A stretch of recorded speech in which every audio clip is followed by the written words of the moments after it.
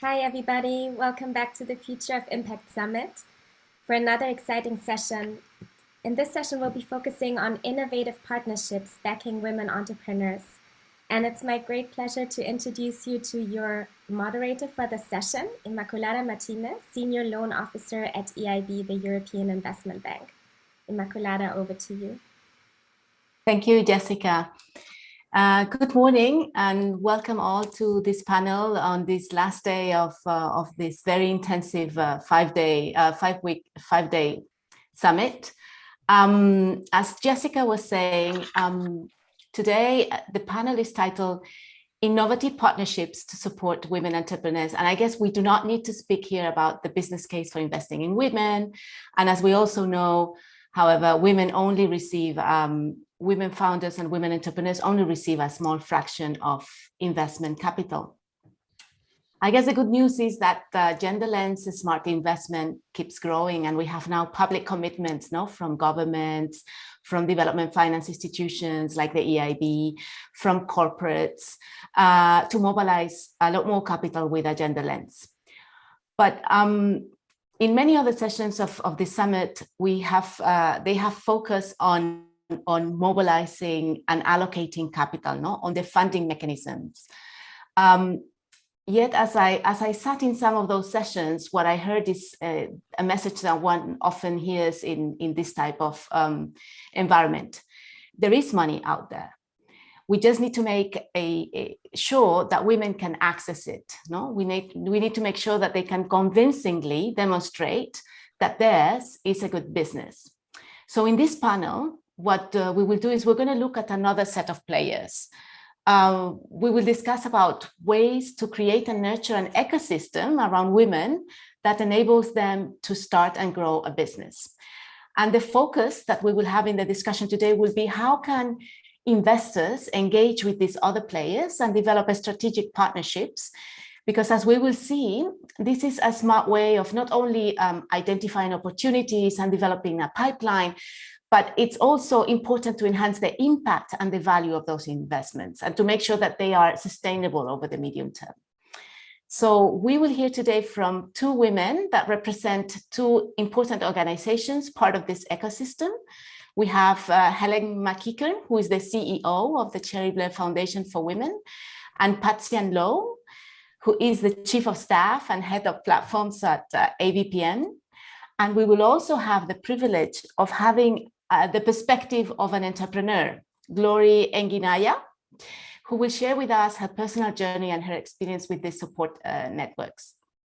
So I'm going to give the floor to these amazing speakers in a minute, but before we start, I just want to say that please do, if you have any questions or comments, don't hesitate to put them on the chat and we will address them later. Then let's move on to our discussion now. Because we want to hear more about what these organizations do. So now, for instance, Helen, welcome. I know that the Cherry Blair Foundation for Women offers a variety of services to help women access finance, market, client, networks, so that you can empower these women to really start and grow a business. So can you tell us a bit more about what your organization does and how do you tailor your services to the different profile of businesses, women businesses that you have in your network? Thanks very much, Immaculada, and it's great to be here, everyone. So yes, the Cherry Blair Foundation for Women has been running for just over 12 years, and in that time we've worked with about 180,000 women in over 100 low and middle income countries. So in different economic levels and situations. So we have three core programs that I thought would be helpful to share here. The first is the Road to Growth program. It's a learning program that Glory actually participated in Nigeria, and it's designed for small and growing businesses, that sort of missing middle part of the market that we often talk about. And it's really an intensive short course that is designed for women to develop a growth plan and become investment ready. So it's very much about that, supporting them so they're ready to seek the right kind of investment for them.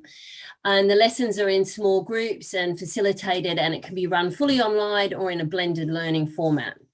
So that's one program. Her Venture is a business skills app that we have, and it provides bite-sized learning training for women entrepreneurs at the start-up or early stage of business development. And it's got 8 learning tracks on a range of topics like launching a business, accessing finance, market access, etc. Before we launch either of those programs in any country or with any new target group, we undertake an in-depth needs assessment to fully understand and adapt the program to that local context and to the environment that women entrepreneurs are operating in. This helps us tailor the program. It helps us translate it if that's necessary, provide local examples, make it much more real for the woman, but also to bring in that contextual environment about the ecosystem they're operating in, the financial providers, the business associations, etc. We also survey women at the beginning of any program so that we create a baseline to understand where they're at. And we don't just look at their business and at demographics about them. We also look at things like their self-esteem, their confidence in running their business, because we know that that is so critical to their success, and building that and seeing that move through the training is so critical. So we adapt the programs to suit the local environment, and then we tailor them to the individual women. So for example, the Her Venture app has a questionnaire at the beginning, and it asks women a series of questions that allows the learning content to be served up that's appropriate for that woman where she's at in her business journey. Our third core program is the mentoring program. It's a global online mentoring program that runs for 1 year, and it's extremely personalized because it's a one-to-one match. And again, we have an extensive application process the woman completes, and that allows us to do a skills-based match. So where she's at and what her business needs and where she wants to get to next, we then match with the appropriate skills in the mentor. And they could be anywhere in the world. The mentor could be anywhere in the world. The woman could be in any low or middle income country. And that allows that personalization. So there are 3 of the programs we run and how we adapt them. Thanks. Thank you. That's been a great introduction to what the foundation does. And in fact, I having been participated in the mentoring program myself, I can say it's a really amazing experience, not just for the entrepreneur, but also for the mentor herself, you know. So it's, yeah, I can say that it's a really interesting initiative. I want to now give the floor to Patzian. AVPN is a leading ecosystem player who represents over 600 organizations. You have an Asian focus. You connect Asian entrepreneurs to support mechanisms, investors, networks, and you help them, provide them access to capital. You help them develop potential partnerships, learning opportunities. Can you perhaps share with us, again, as a first introduction to AVPN, of course, how do you contribute to bridging that gap between financiers' funding and the demand of capital, and what type of programs do you run? Thank you very much, Immaculata, and I hope that I'm audible. Excellent. Very good day to everybody that's dialing in, and thank you for that wonderful introduction. I think Helen probably had set this off to a good start, because fundamentally what makes a network successful is the spirit of partnership, is the intent and the willingness to want to open our knowledge and experiences and resources to be able to help each other. And when it comes to supporting the success of women, when it comes to advancing women entrepreneurs, I think there is no greater opportunity in Asia than to mobilize the kinds of members that we have to achieve that. So just to give a sense of context, as you mentioned, Immaculata, we are a membership network, and the kind of organizations that are in our network that are members of AVPN represents organizations moving financial, human, and intellectual capital towards impact, and they span what we call the continuum of capital. So they represent mission-driven organizations like philanthropic foundations, like impact organizations that are mobilizing technical resources, to hybrid organizations like impact funds, like sustainable investors, all the way to commercial organizations that are seeking to move resources for an impact purpose, like CSR funding, like corporate venture capital, and so forth. So as we say, the network is typically considered a broad church, and we have a wide diversity of members. But when you look at how networks like ours are able to bring them together, it creates a new opportunity, because now we get to see these organizations find ways to partner up each other, complement the work that each other does, when they find that there is a common impact objective that mobilizes them. So you have opportunities in the kind of space that we're in, where you could see foundations working alongside corporates, where you could see impact investors working alongside accelerators, as well as catalytic philanthropic funders. And it's a really, really exciting space in Asia.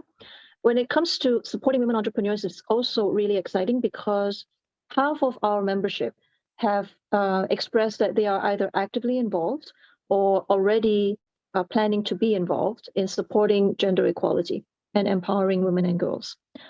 Just to give a sense of what that means, that could easily translate to billions of potential resources that can be mobilized towards that.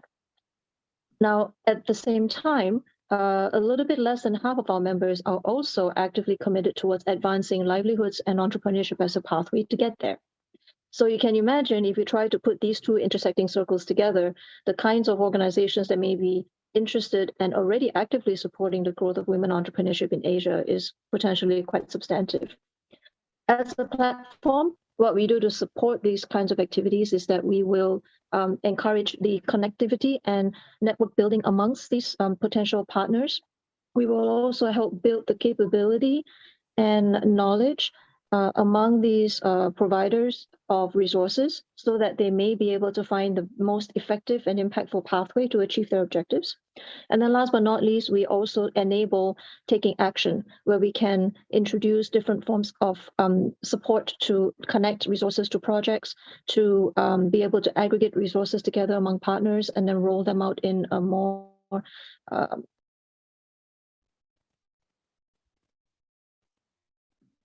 We lost you, Patsy, and I think, sorry, this, what, can you? I can hear you, and I think my remarks were just nicely at the end. So Okay, very good. Thank you. Well, thank you for this first introduction to AVPN. It's really interesting to see how you're bringing a scale, no, I think, into this whole movement of genderless investing. I want to give the floor now to Glory. Glory is the founder of Clio's Africa. This is a social venture based in Lagos, Nigeria. And through this social venture, Glory has been providing support to over 500 small businesses in partnership with the largest African banks. But as we heard from Helen, Glory, I mean, she's also a woman entrepreneur, and she has been having the opportunity to experience some of the support services provided by these ecosystems. For instance, the Road to Growth program that Helen was mentioning, no? So Glory, I wanted to hear from you perhaps a bit more. What was your experience with this Road to Growth program? How did you learn about it? How did you join it? What has it meant for you and for your business? Okay, thank you so much for the opportunity, Immaculata. So I heard about the Road to Growth program through the foundation's in-country partner, the Enterprise Development Center in Nigeria. And I was inspired to apply because I was told that the course would have international best practices and would contribute to my growth as an entrepreneur. I also wanted to apply because business can be a very solitary activity. And I was looking forward to the comfort, the interaction, collaboration, and friendship of other women who I felt I could meet during the program. So the Road to Growth program was very engaging, very enlightening. I enjoyed every aspect, from the community, to the learning, to the teaching, to the application, and the general professionalism of the whole course. My favorite bits were the weekly lessons and the meetups with other women in my community. I also downloaded the HerVenture app. It was like a mini MBA because it addressed each of the key needs of business women and entrepreneurs through their bite-sized learning. So I enjoyed the gamification. The points I was earning motivated me to keep learning until I completed the lessons. So I've always enjoyed learning in groups because I believe that iron sharpens iron. So learning with other women was a delightful experience. We learned from each other's strengths and weaknesses. So because of what the program taught me, I've adopted innovative practices such as annual budgeting, quarterly performance management tracking, appraisals, and evaluations. One of my strengths is planning, and the Road to Growth program has given me a world-class framework for planning my business.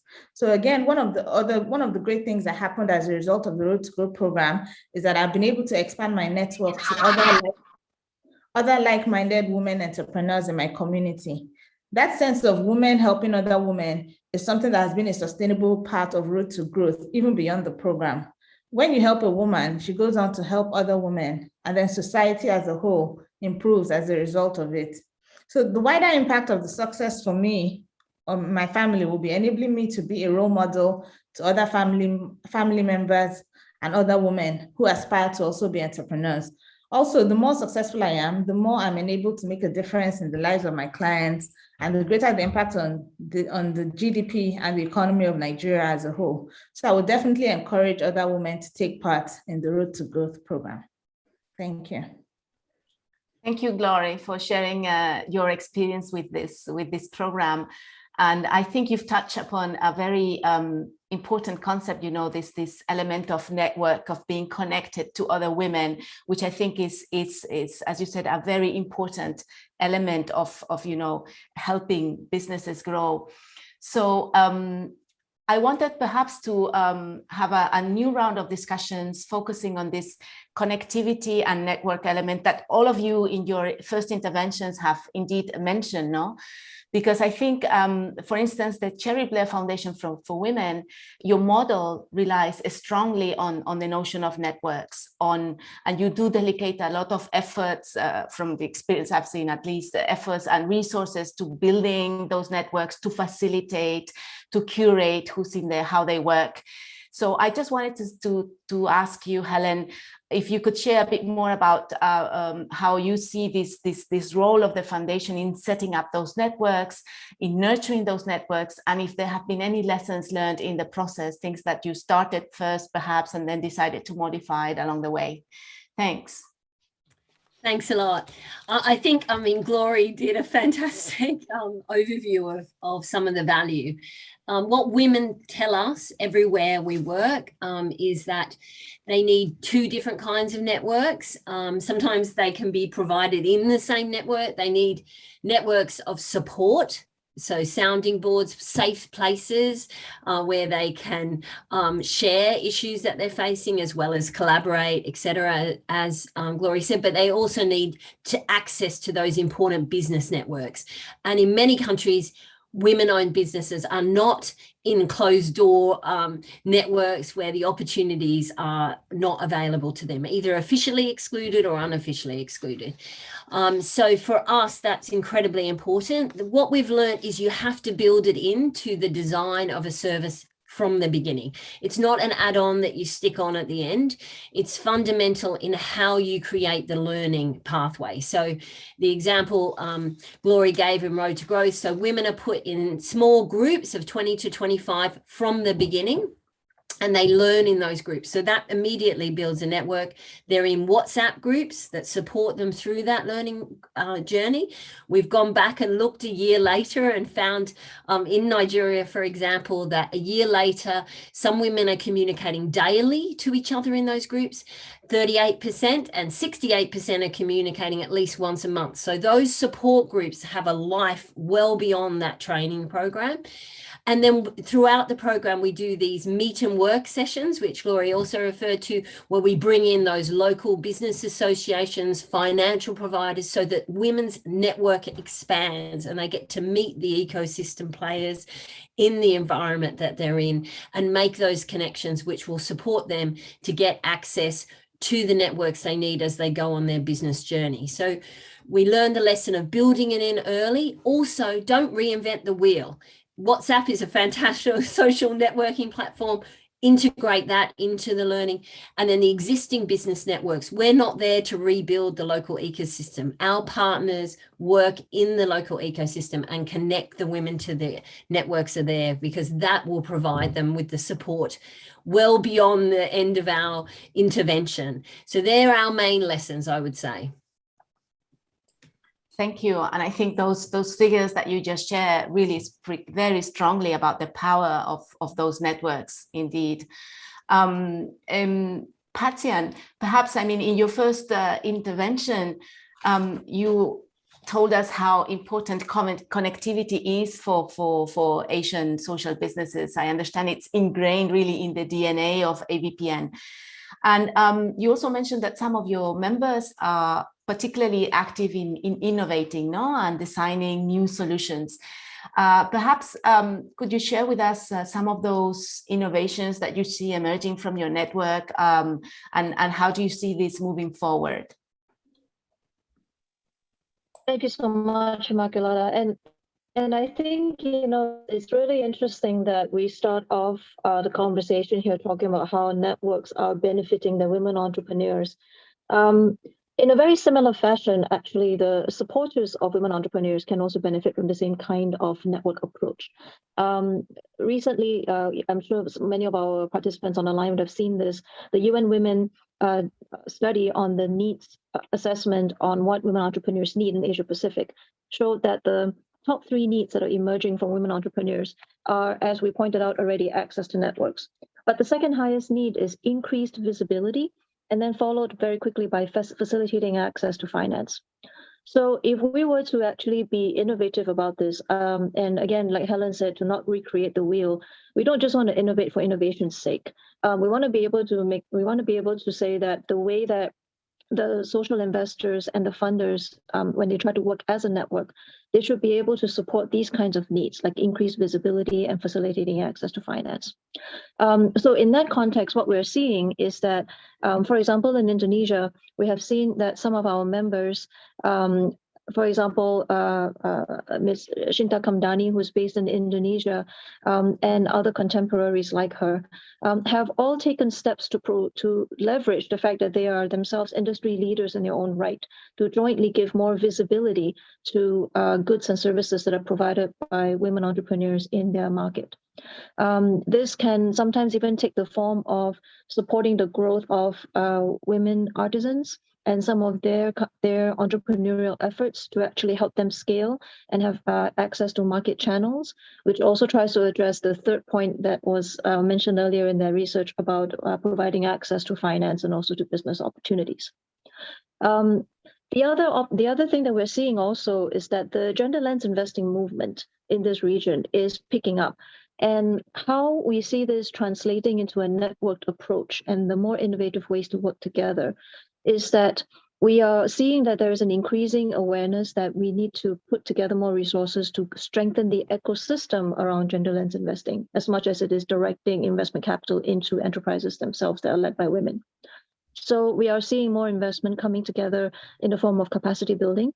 So investing in women and Sasakawa Peace Foundation, for example, most recently collaborated with AVPN to put together a gender lens investing fellowship that is intended to jointly put together the best practices and experiences of successful gender lens investing around the world to benefit the investors in this region and learn from that process as a group, as a network, to adopt gender lens investing strategies in their own planning and implementation. So, and then last but not least, another example is the recent collaboration between UNSCAP and Global Affairs Canada, where they were conducting a competitive grant program that would have supported technical assistance and capacity building of funds that were investing in women entrepreneurs. And AVPN was part of that jury, and it was a really exciting opportunity for us to see how you could, in fact, complement investment capital growth by putting philanthropic grants in the right place. So those are some examples of what we've seen recently as well. Thank you, Patsy. And in fact, very interesting how you're looking not just at the women entrepreneur capacity building needs side, but also at the funder side and at the gender and increasing the diversity and the gender sensitivity of the funder side. That was really a topic that I also wanted to touch upon on this intervention. Thank you. I want to turn it over to Glory because Glory, through her work, you know, just to remind you, she's advising small businesses through her company. you have gained valuable insights into what these small businesses need. Indeed, you have an African focus, and we just heard from Patian the findings applicable to the Asian context. So it would be interesting to see whether we're talking about the same things or not. But I wanted to see, Glory, what have you been seeing as part of your work in terms of what are the major gaps that you see that need to be filled by this type of institutions for women entrepreneurs? What profile of businesses do you see more often? What are the type of services that you focus on and that you think are most needed in the African context in this case? Okay, thank you so much, Makelada. Okay, so I see 4 major types of challenges for women entrepreneurs, for entrepreneurs generally, and then women in particular. So the first, financial management and business development. So some of the needs are, the business models are not effective. They need operating capital, mismanagement of their finances, difficulty retaining their business proceeds. So even when they're making money, it's tough for them to, keep this money in their business and use it to grow. On the other hand, fast and uncontrollable business growth. So, people growth just keeps on escalating, and they don't have the structures, they don't have the people, they don't have the systems to manage this growth. Difficulties transitioning from a manual record keeping system to a modern automated system. Record keeping is always a big thing. And then taxation, difficulties understanding tax and the benefits of compliance and implications of tax default. So that's under finance. Under marketing, sometimes they find that they need to improve the image of their product in the market, the image of the enterprise due to poor branding. Sometimes they have difficulty reaching their target markets as a result of miscommunication. They have ineffective marketing and promotional strategies, or sometimes the perception of their company or their product is poor due to low quality standards. We find that as well. So the third aspect of the challenges that they have fall under sales and distribution. So engagement of the enterprise with consumers and channels, taking product beyond local markets. We see many African women that make world-class crafts, arts, solutions, products, services, but they have challenges accessing international markets because of lack of know-how and knowledge of how business is done in those parts. Also logistics and supply chain management, poor customer retention strategies, and then finally, HR people. People can also be a big challenge. So small businesses experience high staff turnover. They have difficulties retaining qualified people, poor working conditions for their employees. They have challenges with their work-life balance. So especially as women trying to juggle the home front and the business front, making sure they don't drop any balls. And then succession planning, that's also a big thing. So after they've built this business, how do they empower the next level of leadership? So those are some of the challenges that we find. The current interventions, such as the Road to Growth program, they go a long way in meeting a lot of these needs by providing the knowledge, and not just the knowledge, but the ability, because it's one thing to give someone trainings, another thing to give the person access to a mentor that can help the person apply those learnings to his or her business. So that's where programs like these really excel. Thank you, Glory. It's really interesting to hear from the reality on the ground, no? And I think this matches indeed the type of support services that we're hearing, for instance, the Cherry Blade Foundation for Women address. If I may add, sorry, okay, in terms of the, because I think something else you asked, in terms of the profiles of the women businesses that we see. So we see a lot of, sadly, subsistence businesses. Women grow really small businesses. And the ambition is to see more transformational businesses that have and the ability to scale and really make a difference in the economy. There's some research by the Global Entrepreneurship Monitor that states that African women are the most entrepreneurial in the world. That was in 2015. There was a study that found that out. But the question is, what impact? So we are so quick to start businesses, but how do we make sure these businesses have a stronger impact on the economy, by helping to bring Africa out of, the third world and inspire some kind of industrial revolution. So trying to see how we can get women, give them the knowledge and give them the knowledge and acumen to build not just, like I said, subsistence level, small micro businesses, but actually be players in what is traditionally seen as a male-dominated field. Yeah, so those are some of my thoughts. Indeed. So it's not just starting, but also looking at ways to supporting how to scale up these businesses over the medium term, no? Yeah, very interesting. Very interesting. Okay. Well, I guess we want to learn a bit more about the foundation, Helen, because we have been discussing here about all these different programs to help it move, the industry further, to support investments in women and to close the gender gap in entrepreneurship. But there is another element that I think is very important to help move that agenda forward, and this is data, no? Data, so that we can have, we can make this topic more visible, we can create awareness, we can also inform policy changes.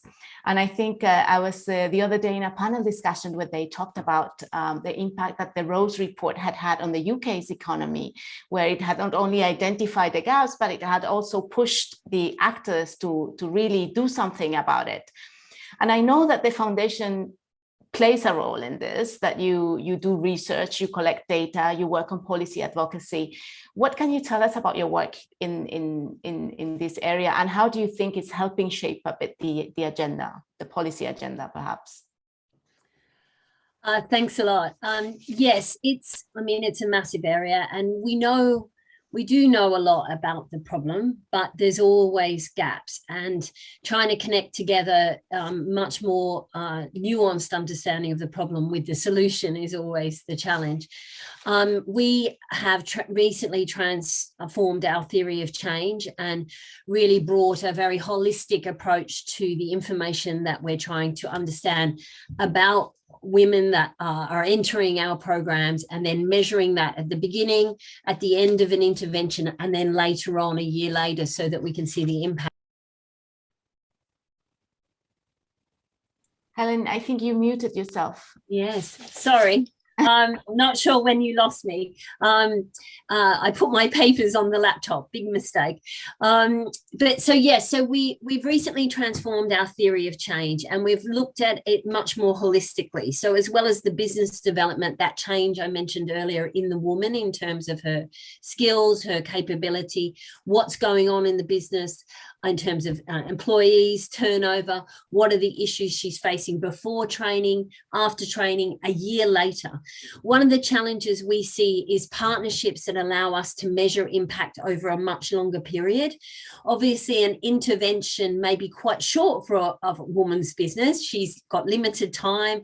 So we've got a few months maybe to support a woman, and then she's going off to run a business. What impact has that had later on? Can we go back and measure that, and getting funds to ensure that you can measure impacts over the longer term, funds that look at much more integrated packages of services. So in the way that Patsy-Ann mentioned earlier about the connection between capital and finance and those non-financial services, and measuring that.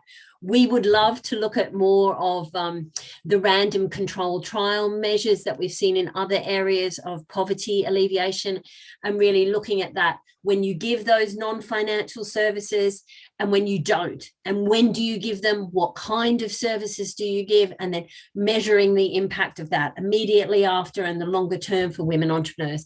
Essentially, so we can achieve what Glory was just saying, which is become much better at helping women scale. Because if you look at that pipeline of women's businesses, from the nano business, the micro, the small and medium, there's massive gaps in that pipeline for women to scale, which is why we're not seeing that economic development that we would like to see. So, there's some thoughts in relation to advocacy in the ecosystem.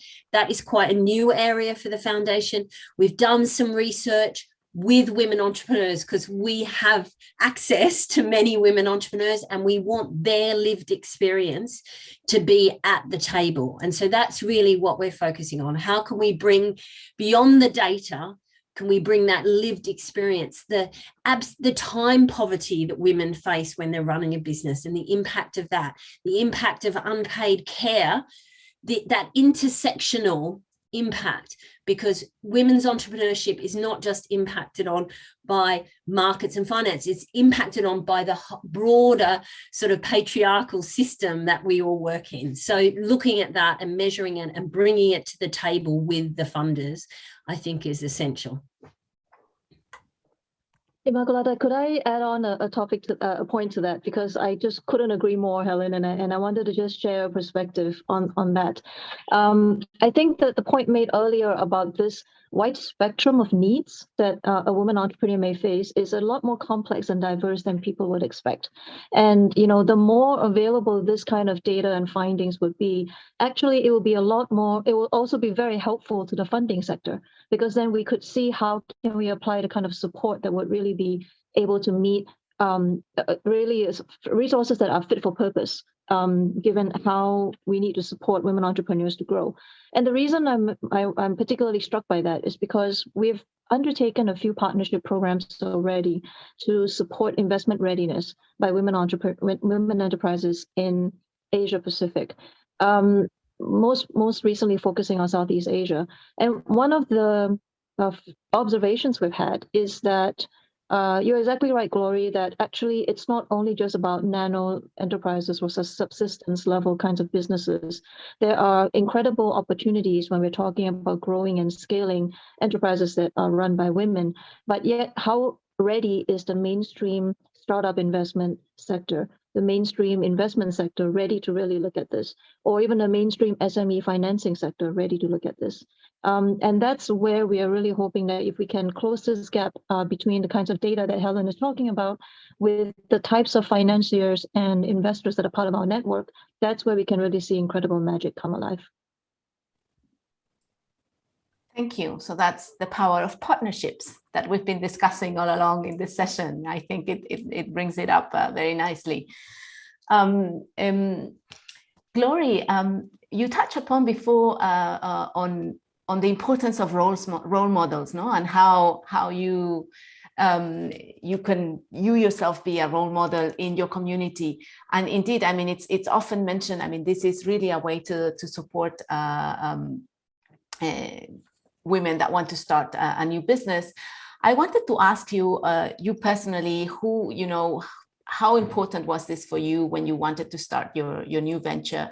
And how do you see, for instance, this being part of the support ecosystem that some of these organizations can provide? I mean, how can this be enhanced? Okay, thanks for the question. So for me, I had very close role models when I was deciding to become an entrepreneur.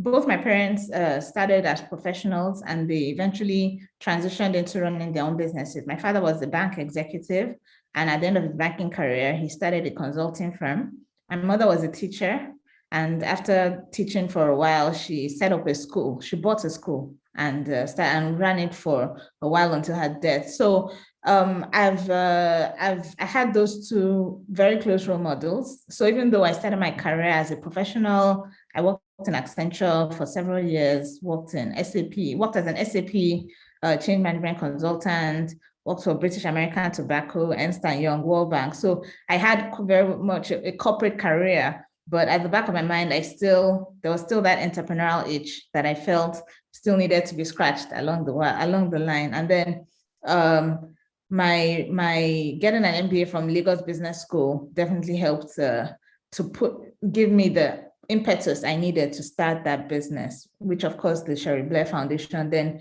went on to nurture. So I would agree that role models are very, very key in helping one take that leap of faith, not just to start, but also to continue.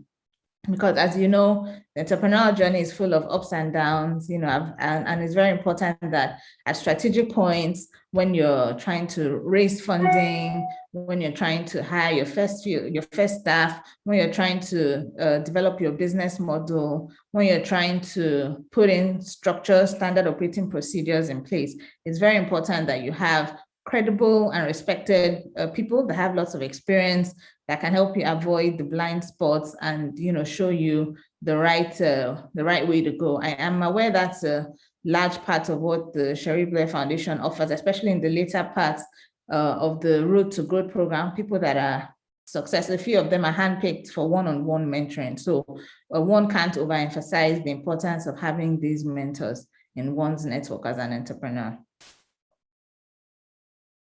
Then if I may also speak quickly to the comments that the others made on technology.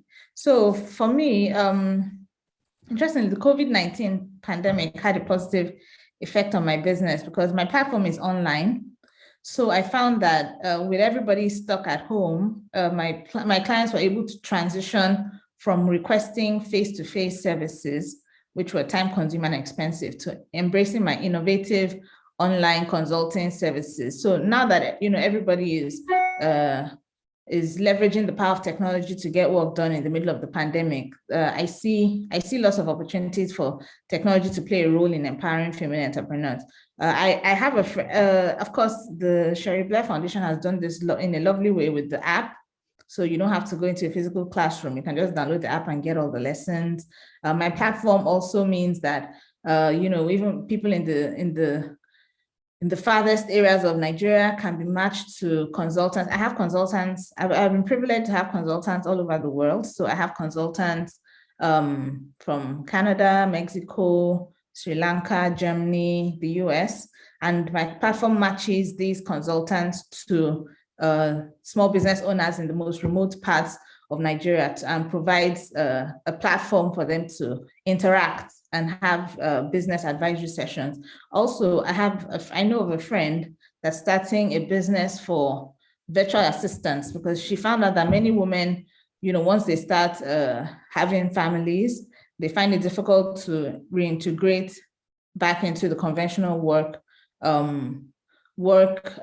culture. So, but by giving them opportunities to work as virtual assistants online, they can make a good living even from the comfort of their houses. So those are some of the ways that technology can help us come up with innovative business models that supports women in the 21st century. Thank you. Thank you, Glory. That was an interesting point that you touch upon there on the role that technology and IT can play to support women entrepreneurs. And indeed, as you said, we've seen this in practice over during the COVID crisis. And perhaps Helen or Patyan, you want to comment a little bit on this? I mean, I'm more familiar with the Cherry Blair Foundation, and I know that you were already ahead of the curve with this. You had built your business model and your services delivery on technology. So I don't know. I mean, this obviously put you in a better position at the start of the pandemic, but I don't know if you have any additional thoughts to what Glory already said about your programs and the role that technology can really play when supporting women entrepreneurs. This time poverty that you were saying before, sorry, I think it's very important. Yeah, absolutely. And Glory's right. I think that one of the key points is flexibility, that technology allows women entrepreneurs to interact with, if networks are online, if training is online, if support, mentoring is online. Obviously, face-to-face always has a value. And if you're digitally excluded, it's incredibly important. And many women still are, so we shouldn't forget that. But for the many that are online, the digital environment creates that flexibility to get the learning when you need it, how you need it. It allows you to access the network when it suits you. If that's 2 minutes between whilst you're cooking dinner, if that's what you're running a stall and you've got 5 minutes, you can do a micro lesson on an app. And many women entrepreneurs just don't have the time or the flexibility to be able to go and do a full-time course. And once a business gets going and it's scaling, in the wonderful example that Gloria gave, how do you get access to the training and the skills and the resources you need when you need them? You don't know you're going to need them until you need them, and you need to be in a network so you can get them, you can download them. So technology is, I think, incredibly important for that. But the other thing, which Gloria also referenced, which is COVID has transformed all of our lives, and the demand for putting your business online is huge. So the training and support to do e-commerce, digital marketing, all those skills that you might not have had before because you were selling your food face to face, you were selling your wares face to face. Now you've got to sell them online because otherwise you don't have access to markets.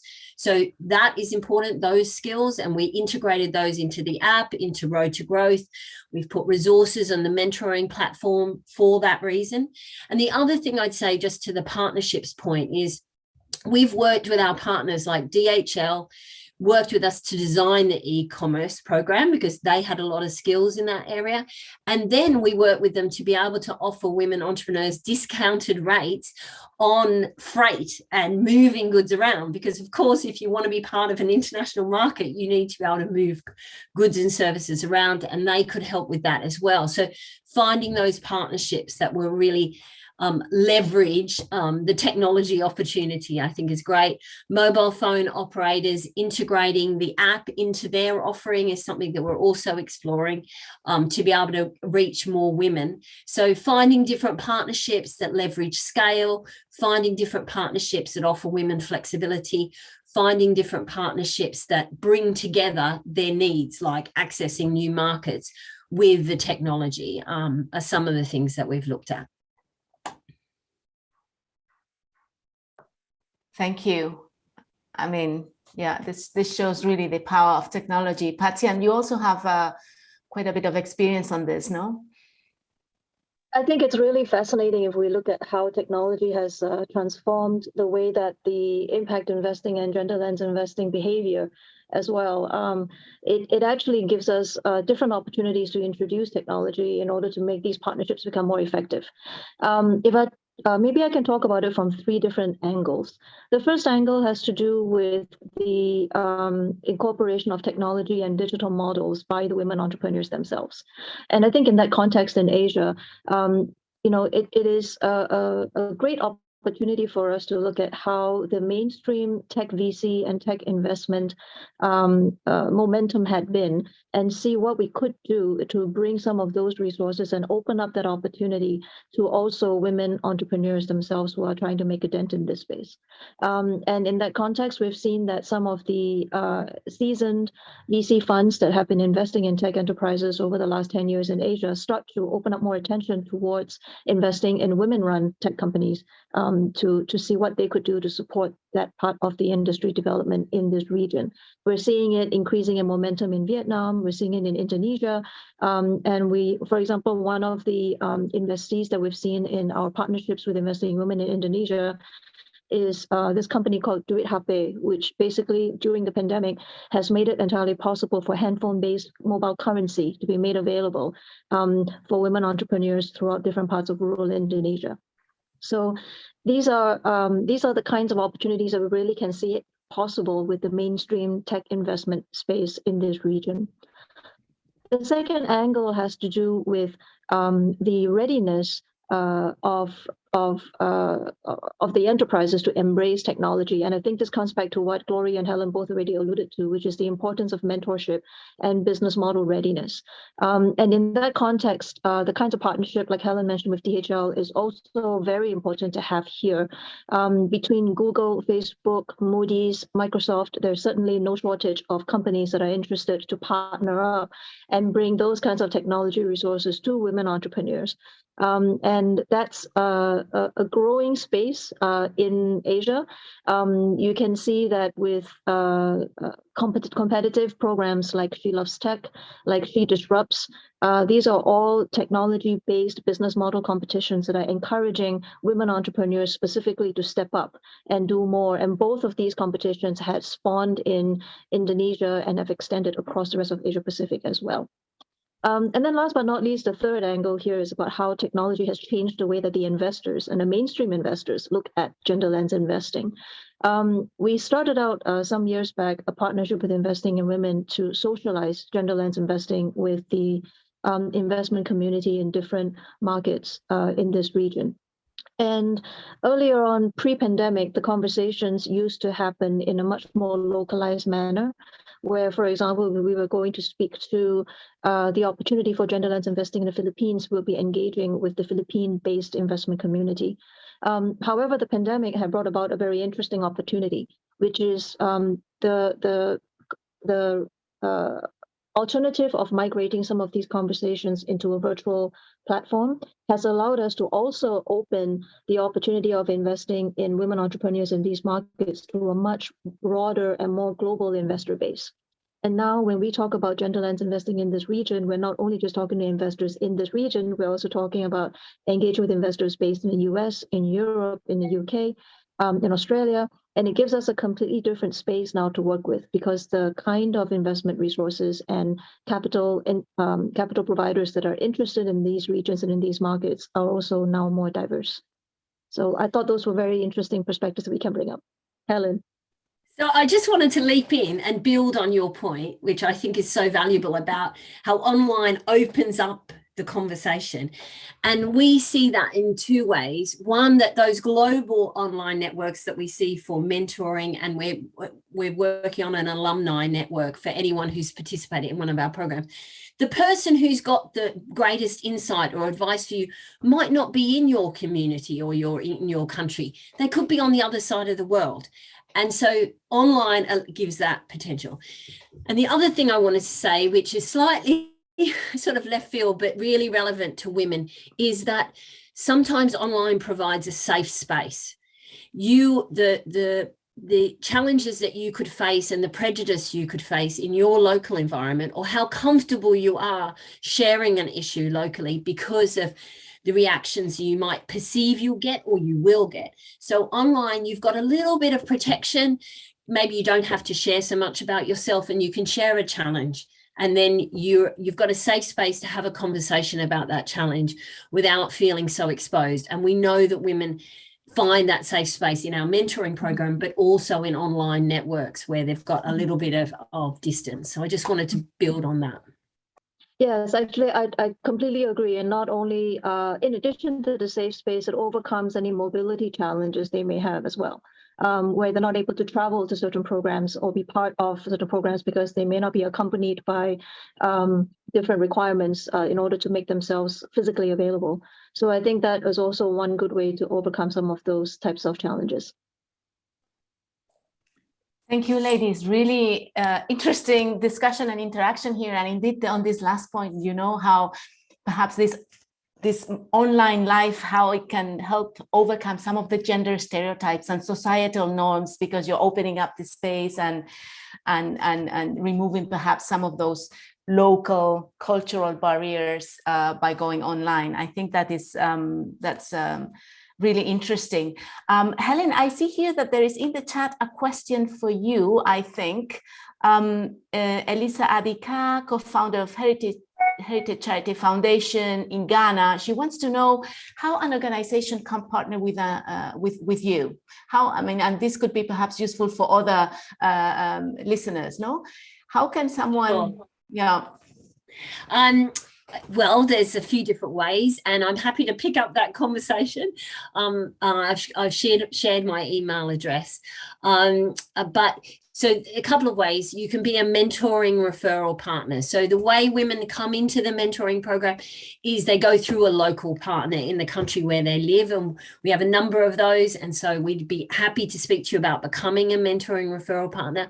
In terms of delivering a program in country, we need to come up with a funding partnership to do that. So we'd have a conversation with you about your access to funding. Could we get together and talk to potential funding partners, organizations like Patsian that might operate in your area, to see if there's an opportunity to put together a partnership that would allow her venture or Road to Growth to launch in Ghana. We are currently not delivering those programs in Ghana. We're in Nigeria, South Africa, Kenya, Vietnam, Indonesia.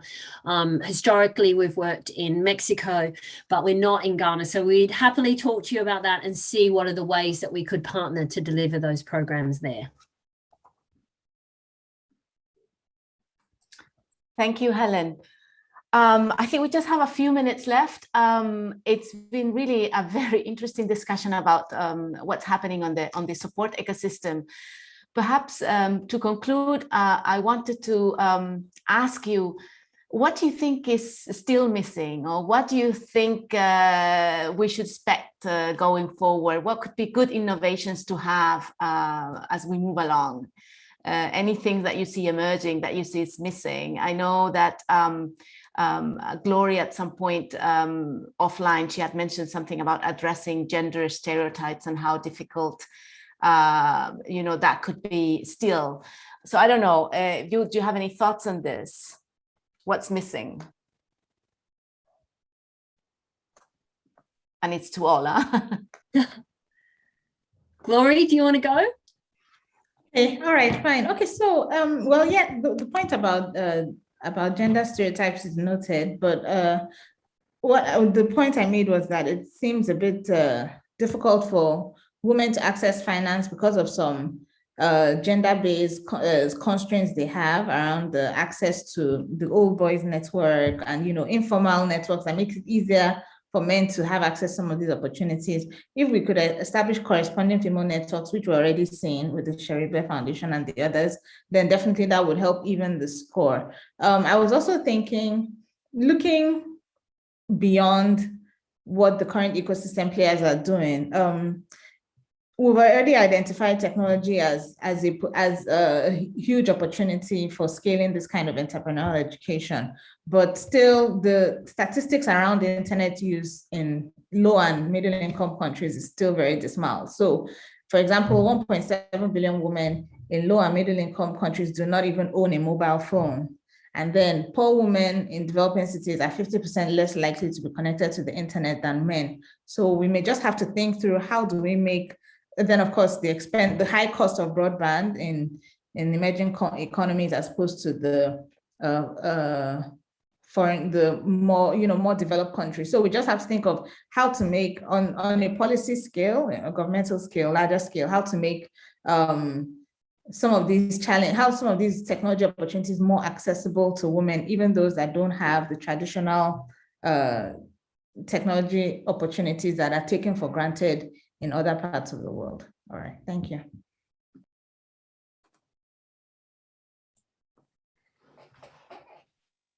Should I go next? Please. Okay. I'd like to make a call for anybody that will be watching this, or maybe be watching this even afterwards, to recognize that there is no shortage of willing partners that want to step into this space, but what can we do to make these partnerships more effective and more impactful?